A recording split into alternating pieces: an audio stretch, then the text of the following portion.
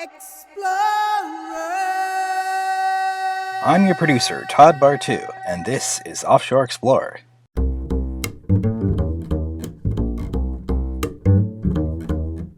Offshore Explorer looks at the world from the mariner's point of view, port by port.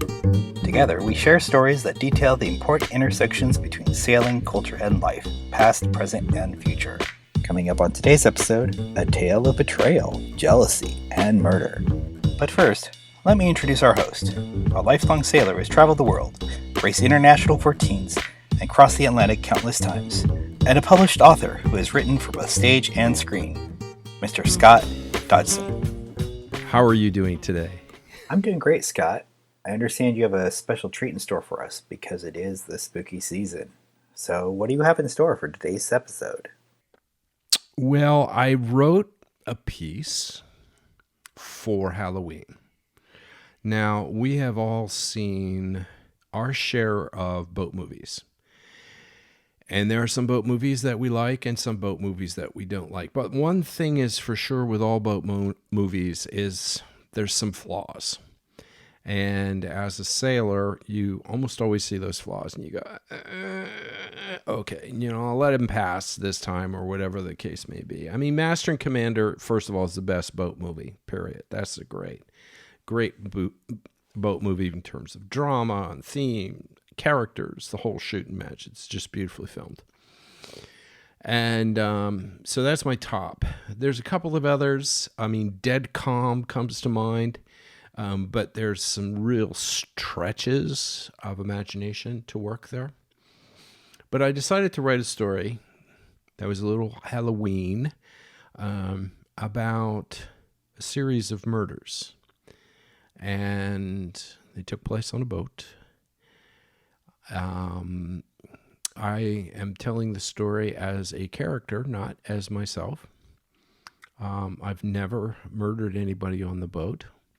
Not discounting land. Anyway, I just wanted to sort of pay tribute to something spooky, and I did so with Murder on the High Seas. Okay, great. Take it away, Scott.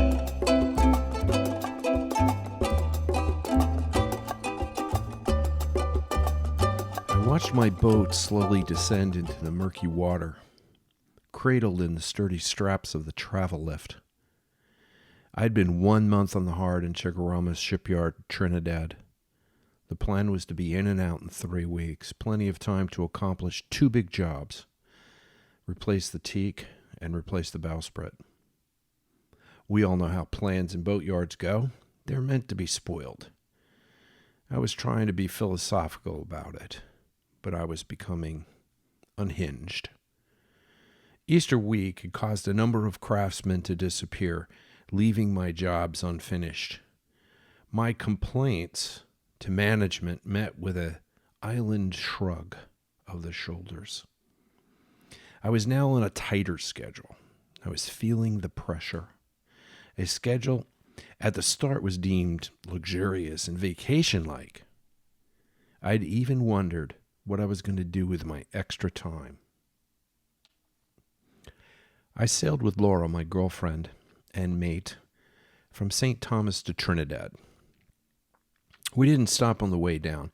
We ticked off islands as they went by, using the flat seas and steady mountain breeze on the leeward side of St. Kitts, of Nevis, of Montserrat, of Guadeloupe, of Dominica, of Martinique, of St. Lucia, and the Grenadines and Grenada, and finally into Trinidad. Laura was content and happy. I was feeling confident. We moved at a steady 8 knots behind the islands using my 150 Genoa. Like clockwork, when I approached the southern edge of the island, I would douse the Genoa and hoist my jib. Let me go over that again. We moved a steady 8 knots behind the islands, using my 150 Genoa. Like clockwork, when I approached the southern edge of the island, I would douse the Genoa and hoist my jib. The wind would heel the boat, and we would race off at a blistering 12 knots. After about 10 miles, we would settle into a nice steady 8 knots. You just repeat this island after island.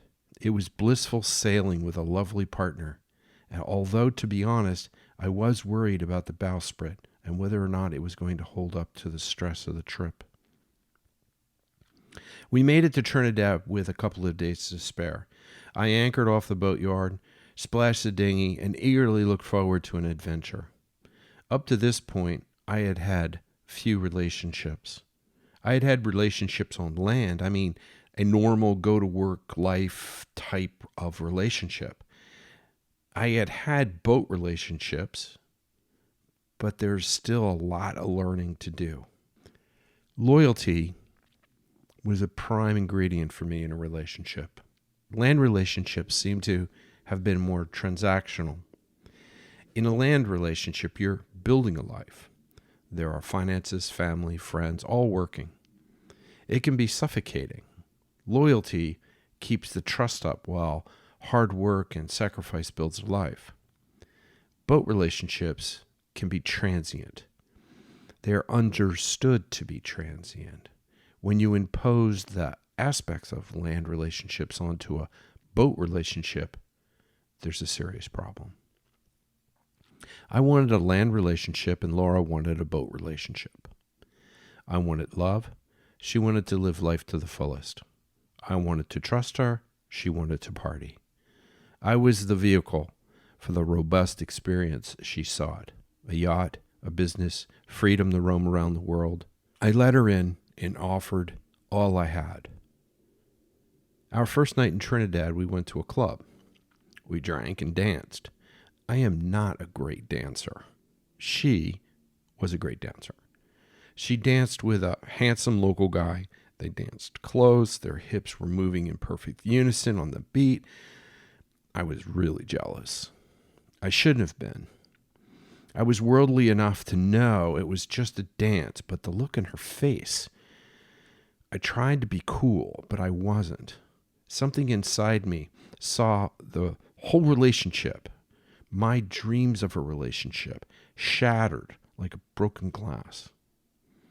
I wasn't cognizant of anything other than my anger.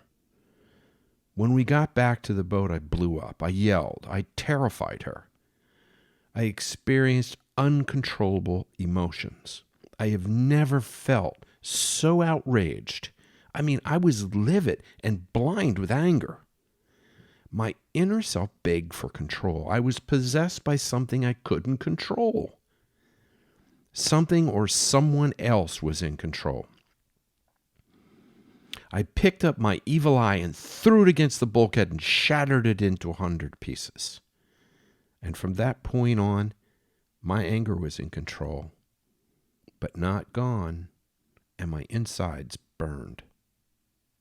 The handsome local boy who danced provocatively with Laura had an extremely jealous girlfriend who was also a powerful sorceress.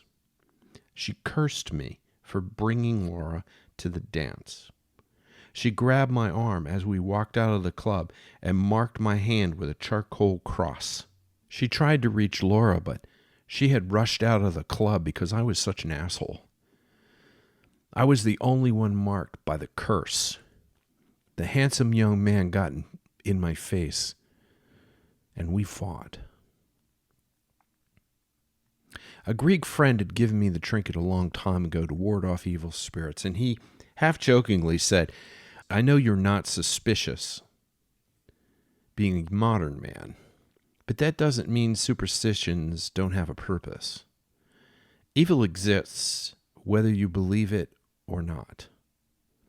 These words haunted me like a cautionary tale, but I didn't exercise any prudency with regard to superstitions. I left port on Friday. My girlfriend was a redhead. I didn't have a ship's cat, but I did shoo one away. I don't have tattoos. I practice hygiene on my boat. I don't whistle as a practice because I rarely hit the right note.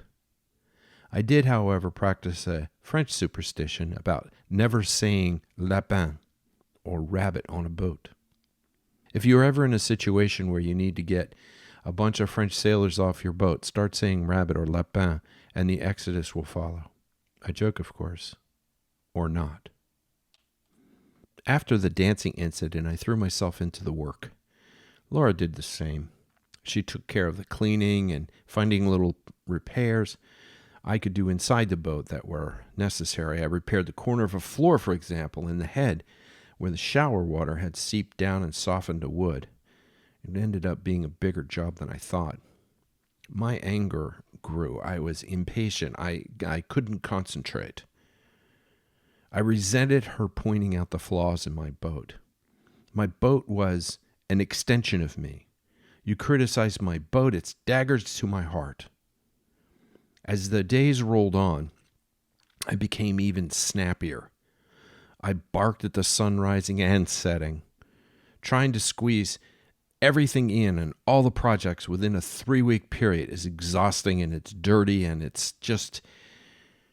Fatigue wasn't helping my attitude. Drinking wasn't helping my attitude. I was a very, very unpleasant man. I was filled with unaccountable rage. Sunny, vibrant green Trinidad had become one of my darkest nightmares. The charcoal smudge on my hand seemed to be permanent. I tried to wash it off and couldn't. I apologized to Laura for my behavior. She informed me that when we returned to St. Thomas, she was going to fly home and reevaluate our relationship. I joked, maybe I should take dance lessons. She shook her head. Bad answer on my part. I felt vindictive. I felt aggrieved.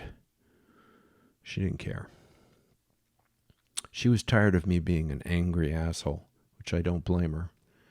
I tried to explain my behavior out as it was out of my character. She reminded me that it wasn't, and she remained suspicious.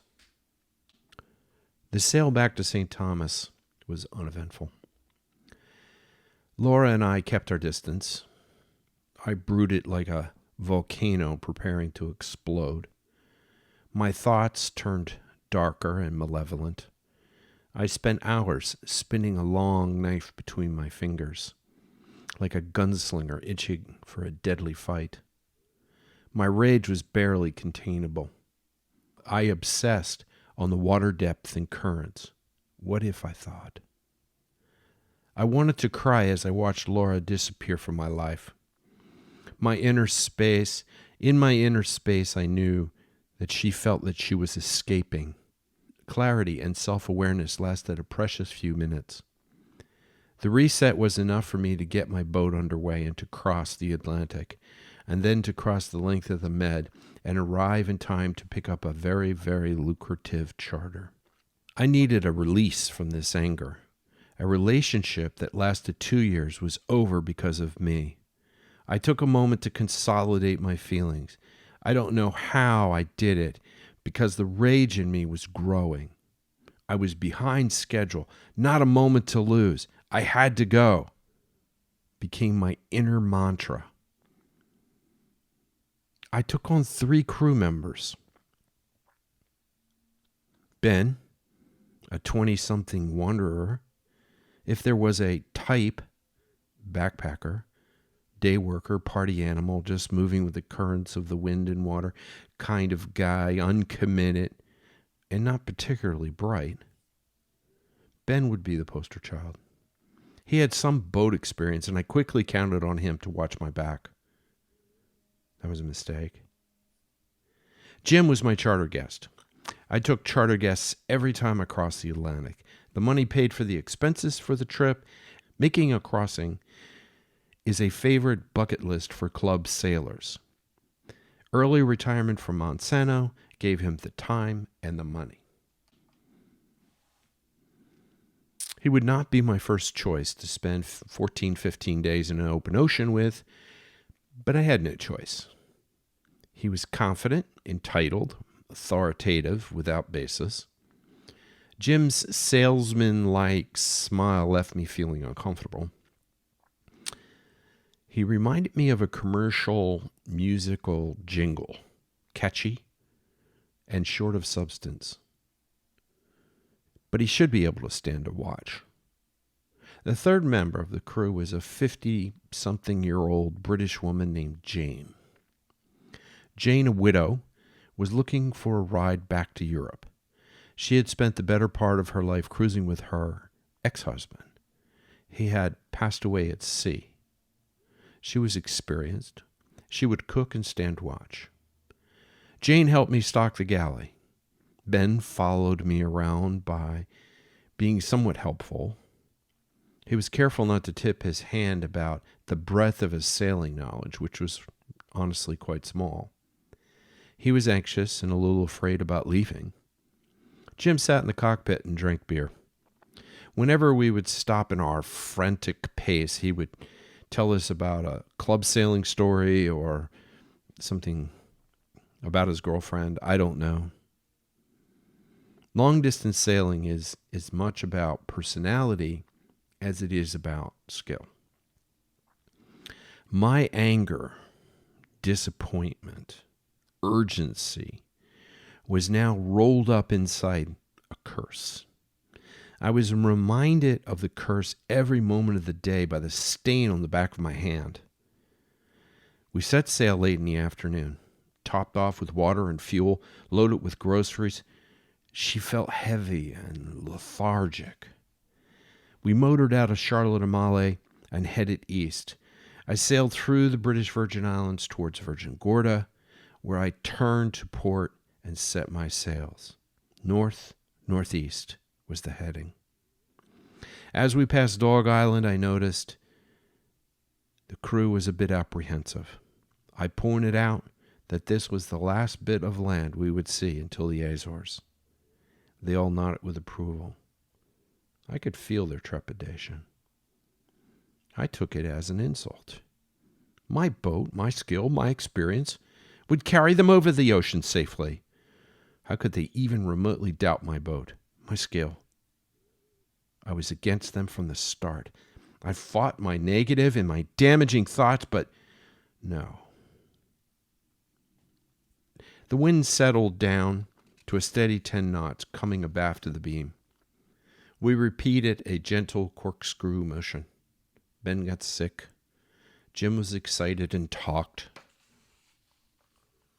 Jane made a nice roasted chicken with potatoes and green beans. I cracked a bottle of wine. I set the watches over dinner. I gave Ben time so he could recover. Time helps with seasickness. Jim volunteered for the first watch. Jane took the second. I took the third watch, but I would be up and down through the night. I do a 4-hour watch system. The first and last hour overlaps the previous and next watch. That way you're only alone on deck by yourself for 2 hours.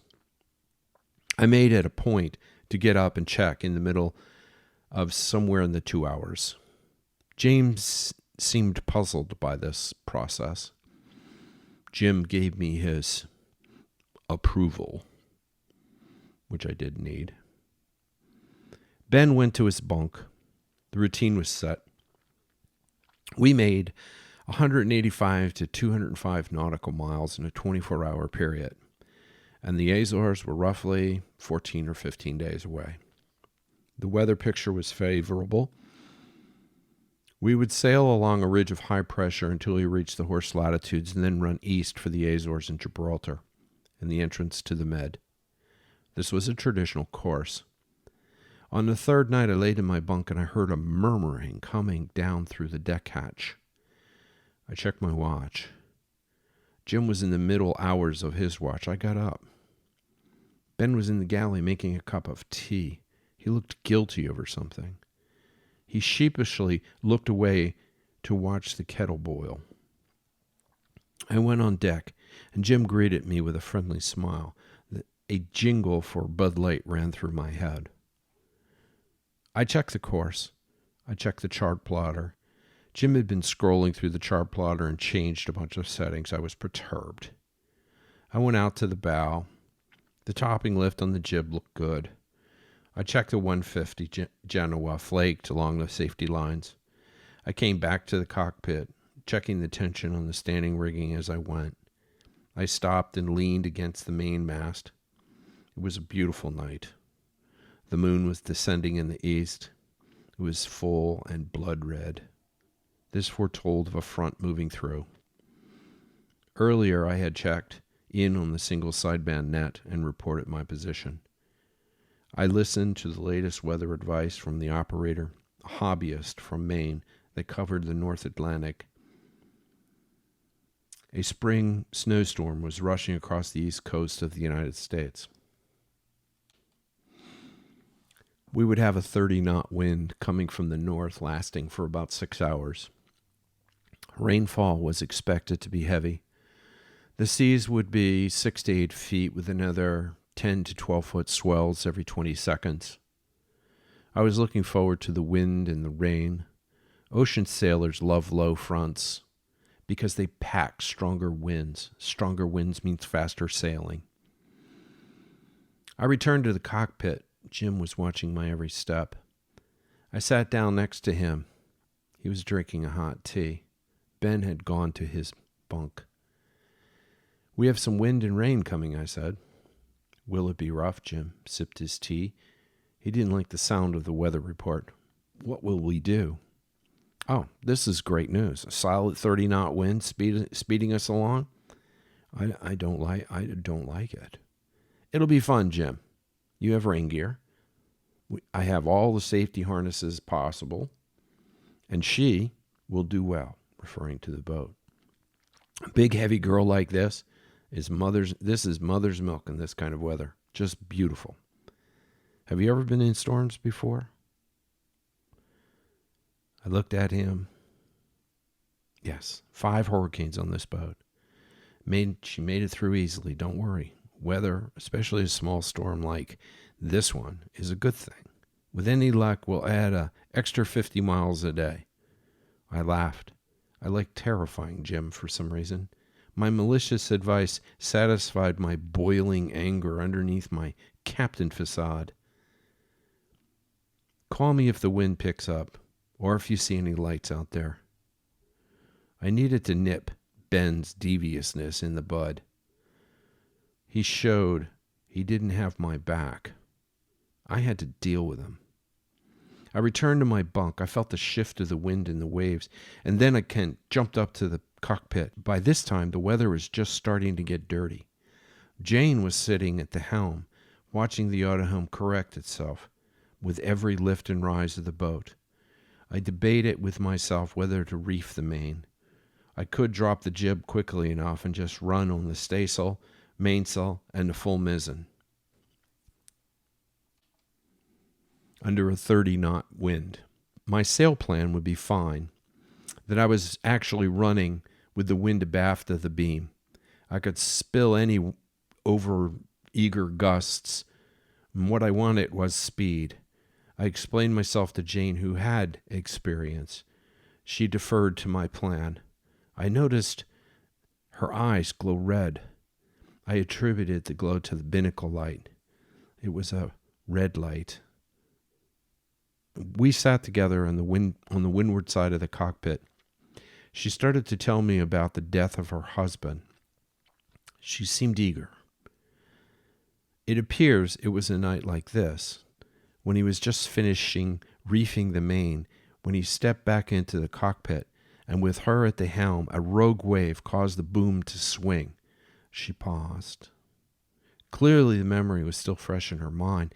She looked up, her eyes glowed red. The boom crushed the side of his head and broke his neck in an instant, she said. I thought I heard a hint of satisfaction layered underneath her somber tone. Ben joined us on deck. He was sleepy. The boat was beginning to pitch with some power, making it impossible to sleep without being lodged between something like the bulkhead and the hull. The wind was picking up. Gusts hit us at 25 knots. Since we were sailing at a steady 11 knots apparent, wind felt less than 14 or 15. The rollers started to come faster and bigger. Look back, and you could see the waves rush headlong towards the stern and then slide underneath the stern with a deep rumble, wave after wave. The autohelm in these seas was working very hard. I elected to steer. When I steer a boat, I feel the whole boat in my hands and my feet. I can anticipate the roll of the waves. I can feel the wind and almost predict its force. I become instinctual and zen-like. I wanted to talk to Ben about undermining my authority, but Jane was sitting next to him, and I wanted to speak with him privately. The wind whistled through the rigging. The sails hardly wavered, even in the smallish 10-foot troughs. We were set. We were steady now at 13 knots. The movement of the vessel was smoother and weightier. I live for this kind of sailing. At night, this is an amazing experience. As the night wore on, the storm intensified. The momentum would carry us, crashing into the back shoulder of a wave in front of us. The ocean and the spray rushed over the deck, causing the scuppers to fill ankle deep and then gush overboard like a fire hose. The rain added to the mix of flying ocean water. I yelled to Ben, "Where's Jim?" He shrugged his shoulders as if he didn't know. Ben appeared not to want to go downstairs. Naturally, if you have a problem with seasickness, going below will only make it worse. Jane volunteered to check on him, and she offered to make some coffee. It was going to be a long night, and I wasn't going to let anyone steer. One wrong turn and the whole rig could collapse. I talked to Ben while Jane was gone. I asked him what he and Jim were talking about when I was asleep. He denied talking to Jim. I informed him I heard them through the aft deck hatch. After a long pause and being tossed around by a couple of waves, they were uncomfortable with Jane. Uncomfortable in what way? At that moment, Jane emerged from downstairs with a coffee mug and a glass of pastis for Ben. She told him to drink it. It would settle his stomach. Ben seemed unsure. He looked at me. I nodded for him to drink it down. I took a sip of my coffee and set it in the cup holder. Jane couldn't make a decent cup of coffee. I went back to concentrating on my steering. Jane said Jim was sleeping. She rejoined us. I stayed at the helm until the storm passed. The sky lightened. The sea laid down. We were scudding along at about 10 knots, and Ben had fallen asleep in the corner of the cockpit. I caught Jane studying me. She offered to take over. She asked if I wanted something else to drink. I told her I would make it myself. I needed a break from the helm. I re-engaged the auto helm now that the sea was laying down. I made a couple adjustments to the main, to the jib, and the mizzen. We were back to smooth sailing. I was exhausted. I left everything set, and Jane took over the watch. Jim would replace her in an hour. Ben laid curled up in the corner of the cockpit. I fell fast asleep for the first time since Trinidad and the curse. All the emotions, jealousy, anger, disgust, and sadness have been washed away with the storm, and it's the deepest sleep I have ever experienced. I woke with the sun washing over my face and the smell of bacon cooking. Wait, something is not right. The sun shouldn't be in my face. We changed course.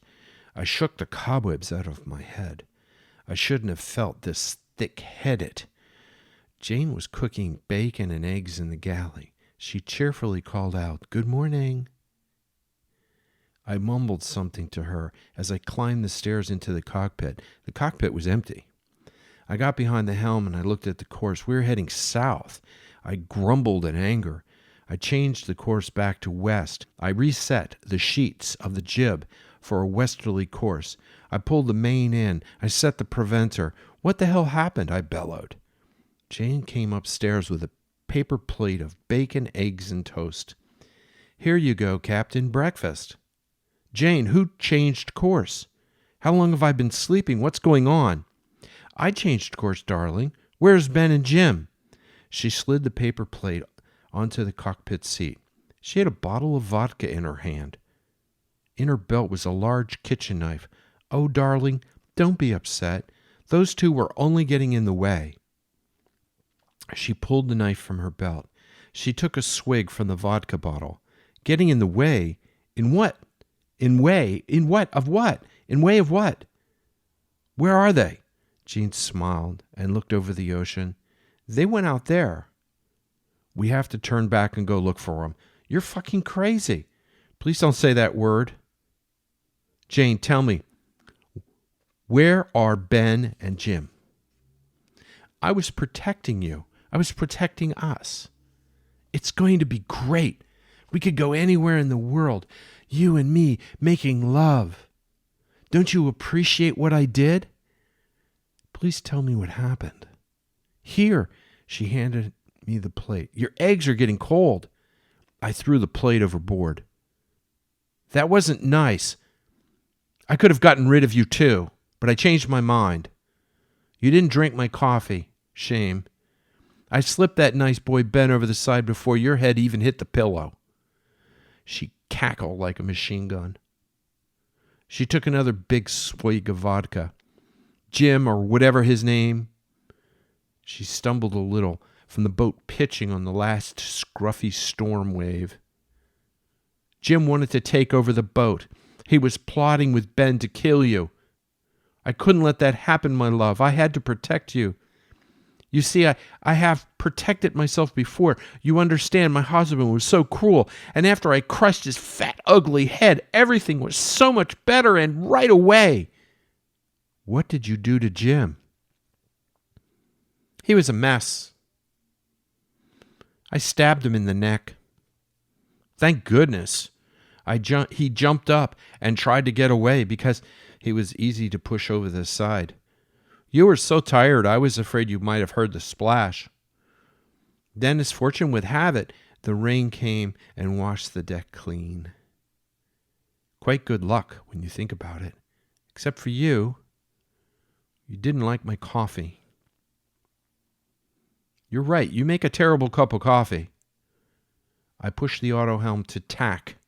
The boom swung across the deck. It hit Jane in the side of the head. She staggered.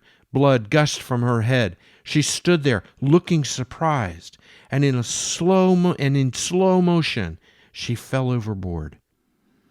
I watched the vodka bottle in the wake until it disappeared. I skipped the Azores and sailed directly to Gibraltar. 9 days later, I was standing in the Customs and Immigration Office. The British Customs Office looked over my paperwork. You have a message here. It seems the young lady was very concerned. I was baffled. Congratulations on making your solo crossing. I stammered, and only noise came out of my mouth. I wanted to recount the story about the murders. Then Laura burst into the office and she hugged and kissed me. What are you doing here? I said. You told me to meet you here so that we can cruise the Med together. I'm sorry if I was a jerk. You were nervous about the trip. The customs official banged stamps onto my passport. He handed them back to me. Welcome to Gibraltar. Thank you. Laura and I walked out into the bright sunshine. I have to say I'm relieved it isn't true. What, darling? What isn't true? Oh, crazy thoughts. It's just good to see people and land. I checked the back of my hand and the smudge was gone. I found an evil eye in a gift shop and bought it. Laura and I laughed together. Superstitions, evil eyes, curses, bad spirits, all nonsense. 2 weeks later, I was washing the boat when I noticed something strange. Wedged in the block at the end of the boom was a dried piece of skin and gray hair. I gasped.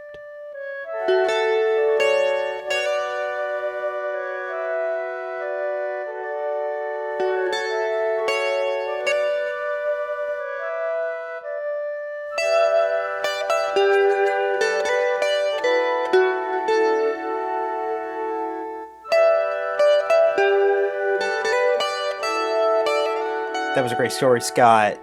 Thanks for sharing with us. Had some interesting twists and turns in there. What do we have planned for next week's episode? Next week, we're going to talk about food. I'm going to talk about boat cuisine. I have literally eaten myself around the world in a variety of different countries, different restaurants. I've had lots of different kinds of food. I love eating. I love eating with people. I love the communion that takes place. And I'm going to sort of start from the beginning, talk a little bit about how to stock your boat, what things to stock and not to stock. And I've got a few stories about that. And we'll go from, catching fish, how we caught them, whatever, and eventually, certain restaurants, certain way foods are prepared in different countries, what to expect when you go shopping in different countries, because it's not all U.S. kind of stuff, even though the store may look like a U.S. type grocery store. The behaviors are very different. But anyway, take it from me. I have bought enough food in enough different countries to pay for the GDP of some of them. And so we're going to start on a little food exploration. Thank you for tuning in. If you like this episode, be sure to subscribe on Apple Podcasts, Spotify, or wherever you get your podcasts. Also, be sure to rate and review. You can find us on Facebook and at offshoreexplorer.org. You can also listen to past episodes at offshore-explorer.simplecast.com. Our theme song is sung by Paulette McWilliams, with additional music by Amanu Itomi and Tommy Twang. Until next time, fair winds and calm seas.